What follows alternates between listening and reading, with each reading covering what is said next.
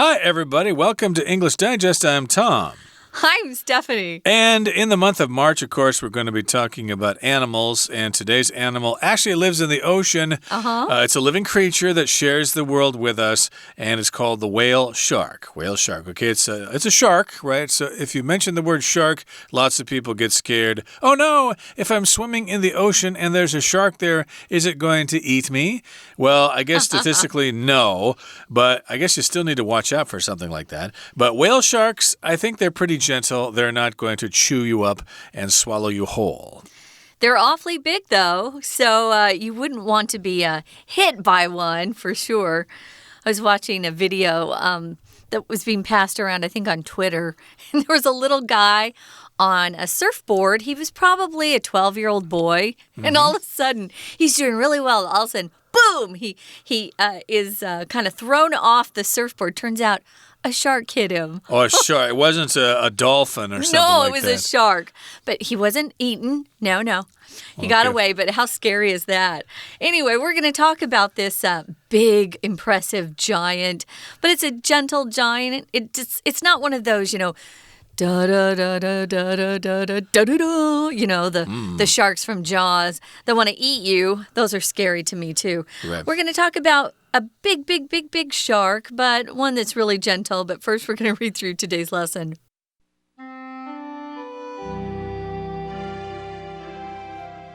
Stretching from 5.5 to 10 meters in length, the whale shark is one of the world's most impressive animals. But don't let the name fool you. This enormous creature is no whale. In truth, it's the biggest species of shark found in our oceans. The whale shark is an extraordinary animal, but it's currently threatened by human activity. Adult whale sharks weigh around 20 tons and can be easily recognized by the unique pattern of white spots across their bodies. They have a wide body and two small eyes, one on each side of their massive mouth. They prefer warm water habitats and are often seen near the coastlines of tropical areas around Taiwan, the Philippines, and Australia. The whale shark feeds on sea life such as plankton and shrimp by swallowing these creatures with water and filtering the water out through its gills. Recent research has discovered that whale sharks also eat large amounts of plants and algae. This makes them omnivores, setting them apart from other sharks. The gentle nature of these sharks makes them popular with divers and snorkelers who often try to snap photographs of themselves swimming with and even touching whale sharks. Tour guides even try to attract the sharks to particular areas for photo opportunities by spreading food in the water. However, scientists discourage this practice because it has negative effects on the shark's diet and migration patterns. This kind of tourism may be one of the reasons why whale shark numbers are declining. Whale sharks deserve our respect, but they also need our protection. If you want to see one, think about avoiding the tour operations that exploit them. You can also see these sharks in person at certain aquariums, including the Okinawa Churaumi Aquarium in Japan. Okay, guys, let's get started. It's our animal unit, and we're talking about the whale shark. Here, it's being described as a gentle giant of the sea. Most people, when they see the word, not whale so much, but shark, they think of those big teeth and being eaten while you're in the sea. Or maybe you're surfing, especially in Florida lately. It seems like they've had quite a few of the surfers, either eaten or just been bitten by one of those scary sharks. But this is a whale shark that is very, very big. You look at that word whale and you know he's quite large. But even though it is a shark, it's something that if you came upon in the ocean, you wouldn't be too scared at least if you knew about this type of shark. Right, so these are whale sharks. Of course, there are lots of species of sharks. There are great whites, there are tiger sharks, hammerhead sharks, mako sharks, etc. And not all of them eat people. Some of them just kind of hang out in the sand, whereas whale sharks are pretty gentle there, so I don't think you need to worry about them too much. So let's describe whale sharks here. Again, they are gentle giants of the sea, stretching from 5.5 to 10 meters in length. The whale shark is one of the world's most impressive animals. Yes, it is impressive. If you see it, you will be very impressed. So again, it's pretty big. Its length, how long it is from tip to tail, is between 5.5 and 10 meters. Now, that is pretty darn long. If you go fishing for this kind of fish, you ain't going to be able to bring it up onto the deck of your boat. Ain't. Tom just used a slang word. Just means are not, ain't. It's very informal. Yeah, we shouldn't be grammar. teaching that. Yeah, but it is kind of colloquial that people use with friends and stuff like that. But indeed, these are big animals, big sharks. I guess they're not mammals technically. The whales are mammals. So the whales, the blue whale especially, is bigger than this shark, but still, it's pretty big. Yeah, but you aren't supposed to let the name fool you, which is what the next sentence in this says. Don't let the name fool you. This enormous creature is no whale. Okay, so enormous, we know what that word means. Really, really big, a gigantic creature, you could also say. In truth, it's the biggest species of shark found in our oceans. And like Tom just demonstrated, there are lots of different species of a shark. I once went deep-sea fishing with my dad, and we caught a hammerhead shark. Those are kind of weird-looking animals. Yeah. They're not the kind either that will necessarily attack you in the ocean and try to bite on your leg or something. But this particular shark is very gentle, and you don't need to be too afraid of it. The whale shark is an extraordinary animal, but it's currently threatened by human activity. Which a lot of animals these days are. Our water, our ocean itself is being hurt by so much of the plastic from countries that surround the ocean, or the ocean surrounds those countries. So if you're talking about something that's extraordinary, you'll sometimes hear people pronounce this word extraordinary. I don't say that. I put the words together. Extraordinary. Very, very unique, amazing, something that's just not something you see every day. The opposite of this word, of course, would be ordinary, something that you're not too impressed with. But if someone has an extraordinary talent or ability, they have something that most people don't have. Or the Formosan blue magpie bird here in Taiwan has extraordinary blue feathers. It's quite an impressive bird with those really extraordinary blue feathers. Yes, it's very pretty indeed. And they're quite common. They're not that difficult to see. But we're not talking about birds today. We're talking about whale sharks. So it's extraordinary, and it's massive, it's enormous, it's huge. But, of course, like a lot of animals in the world, it's threatened by human activity. We're always tearing up animal habitats. We're digging into the mountains for concrete and things like that, and tearing down forests to grow palm trees to make palm oil and stuff like that. Yeah, we keep threatening their habitats. So, we need to watch out for what we're doing to whale sharks. Let's move on to paragraph 2. It says adult whale sharks weigh around 20 tons and can be easily recognized by the unique pattern of white spots across their bodies. I've only seen this type of shark, on TV, or I guess nowadays you could look it up online or watch some videos of it.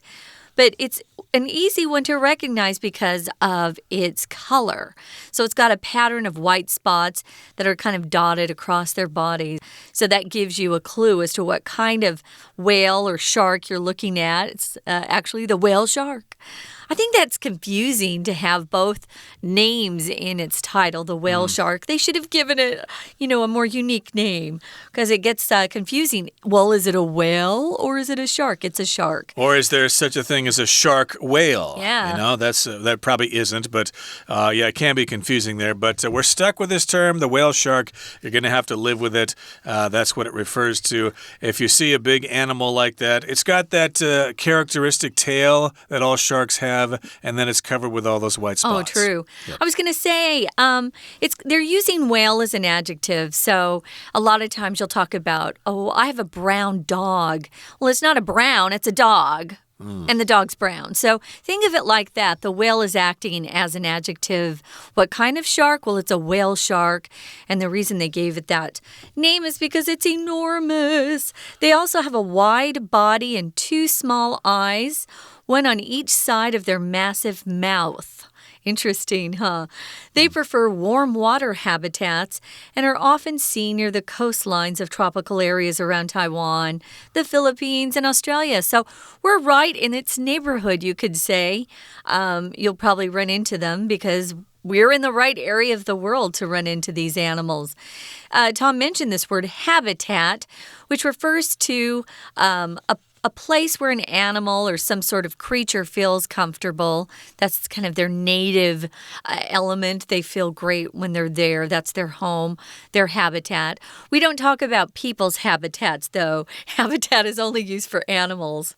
Exactly. So that's basically where they live.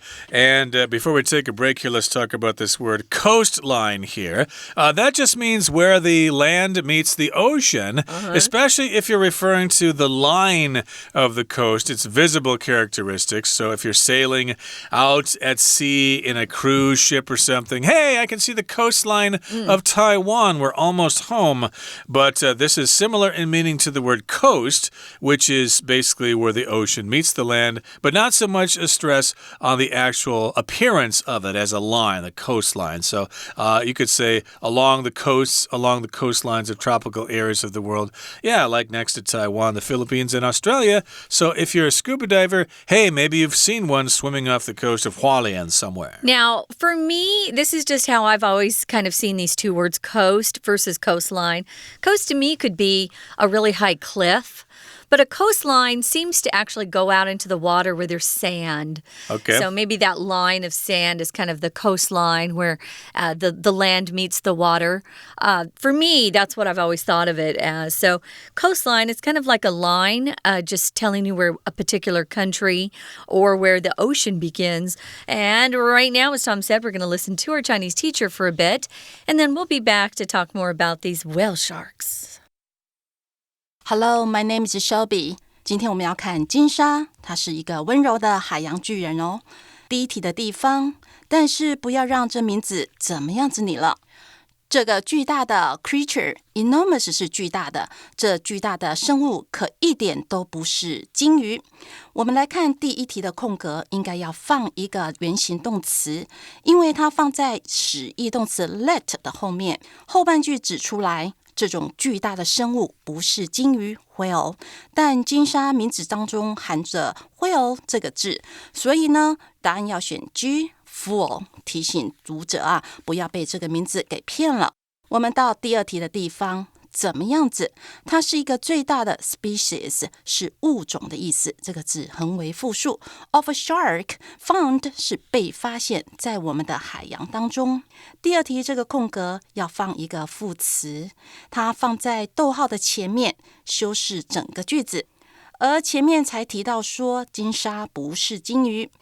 而是我们所发现海洋里最大的鲨鱼物种，所以答案呢，我们就选可以用来转折语气的 B 选项 In truth， 表示呢，空格这句才是事实。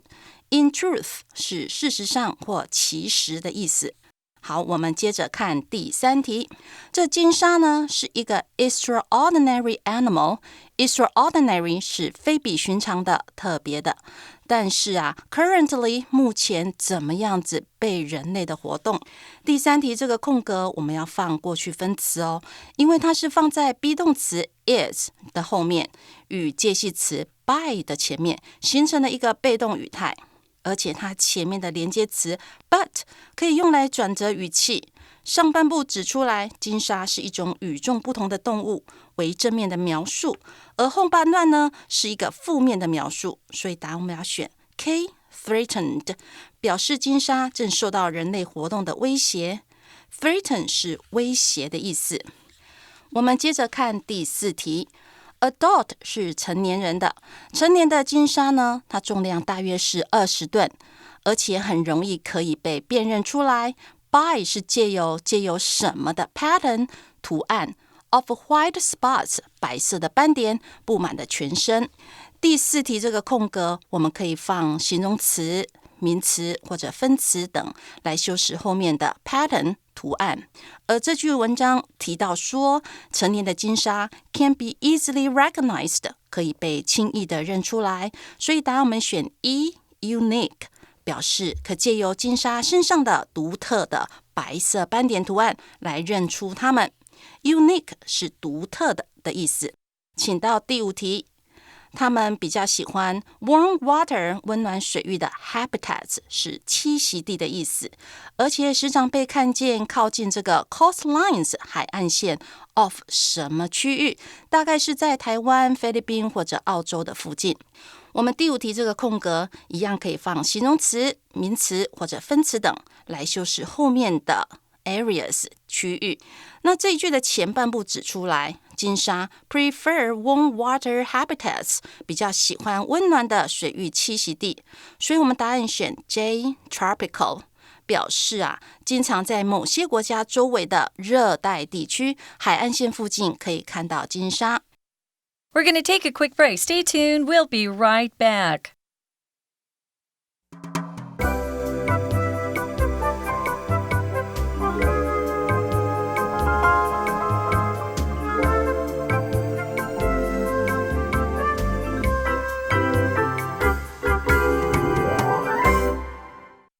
Okay, let's continue talking about this month's featured animal, the whale shark. Yes. Of course, it's an animal that lives in the ocean, so you have to know some scuba diving.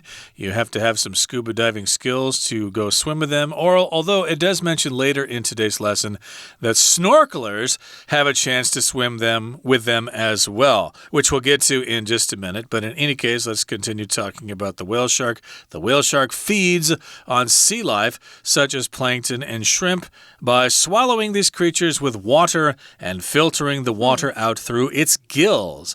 So here we've got feed on. That just means that's what the animal eats in order to survive. The whale shark feeds on sea life, like cattle feed on grass. For example, they like to graze on grass. Cattle do, cows. But in this particular case, whale sharks feed on sea life. For example, plankton, which is kind of living things in the ocean that are kind of floating around.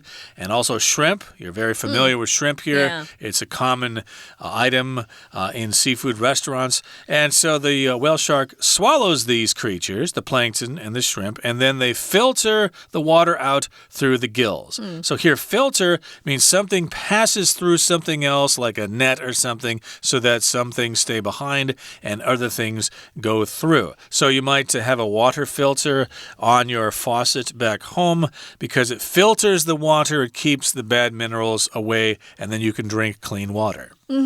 And people who drink coffee know that there are coffee filters. If you make your own coffee, those thin white pieces of paper that, keep out all the kind of the bitter parts of the coffee bean, that's a coffee filter. Or maybe, you like to filter out what your kids watch on TV. As a parent, you would just make sure they only see what you want them to see. There are different ways to filter things. So they actually push the water that, they drink in all that plankton and there's water, and the water they don't want or use goes out through their gills. Only fish have gills. Humans do not. So recent research has discovered that whale sharks also eat large amounts of plants and algae. So algae is that they're green plants that grow in the ocean. Algae. I don't think I have any. I don't even have a fish tank in my house, but a lot of people who have those rather large fish tanks in their homes or offices will have algae growing in them. What it tells us, though, is they like plants a lot. Although you did mention shrimp. Shrimp's a type of fish. This makes them omnivores, setting them apart from other sharks. Sharks will go for flesh. They like that flesh, whether they're, biting into another fish in the sea or an unfortunate surfer that a shark bites into. Those, I would say they're not omnivores, but omnivores kind of eat everything. Right. Carnivores eat meat. Herbivores eat plants, and omnivores eat everything. Algae, of course, is a kind of plant that's growing in the ocean as well. With the water, I think it's 藻类 in Chinese, algae. Okay, now here in the next paragraph it says, the gentle nature of these sharks makes them popular with divers and snorkelers. Now here, diver refers to somebody who has trained in scuba diving. They wear the air tank on their back, and they can swim into deep parts of the ocean. So these sharks are popular with divers and also with snorkelers. A snorkeler is somebody who is swimming in the ocean with a mask and a snorkel, just an air tube. It's very basic diving in the water. You don't really need to train for that. That's about all I know how to do. I can snorkel. You can, go down in the water, and then when you go back to the surface, you spit the water back out again so you can keep breathing. But in some places, you can have your picture taken with them. Of course, divers and snorkelers will try to snap photographs of themselves swimming and even touching whale sharks. So here it says they're popular with divers and snorkelers who try to snap photographs of themselves. So here, who is referring back to the divers and snorkelers. So they're popular with divers and snorkelers, and those divers and snorkelers will try to take selfies with those sharks. So yes, who there just means the people that we just mentioned. I guess they have waterproof cameras if they're going to be taking pictures of these whale sharks together with themselves. Or an underwater housing sometimes they use for cameras. And I think a lot of the smartphones these days are waterproof as well. Oh, is your mine isn't that cool. Mine's not. I think people end up dumping their phones into the toilet. I'm not sure how that works. Not on purpose, though. I hope not, which is crazy. Anyway, it says here that scientists discourage this practice, though, because it has negative effects on the shark's diet and migration patterns. So, we've got these just tourists, probably who know nothing about, fish or mammals, anything like that, and they want to get a great photo to post on Instagram or IG, as you guys call it, and they end up spreading food in the water to attract those whale sharks. But that could be bad for them. When you go to the zoos, you're told not to feed the animals, mostly because you feed them the wrong thing. True. So that's what the tour guides do. They want the sharks to come over so that their guests can have these photo opportunities. Who doesn't want that kind of picture to post on the internet to show off? Of course, people want to do that. But here scientists say, hey, you should not do that. We've got the verb to discourage here, which means, hey, you just kind of convince them or persuade them not to do something. This could also mean that you give people, you kind of make them lose their confidence, for example. Like if you lose a sports game or something, you might be discouraged. Oh, gee, I'm such a horrible player. I think I'm going to quit. You might be discouraged. But no, then maybe your father or mother, no, everybody loses. It's part of learning the game.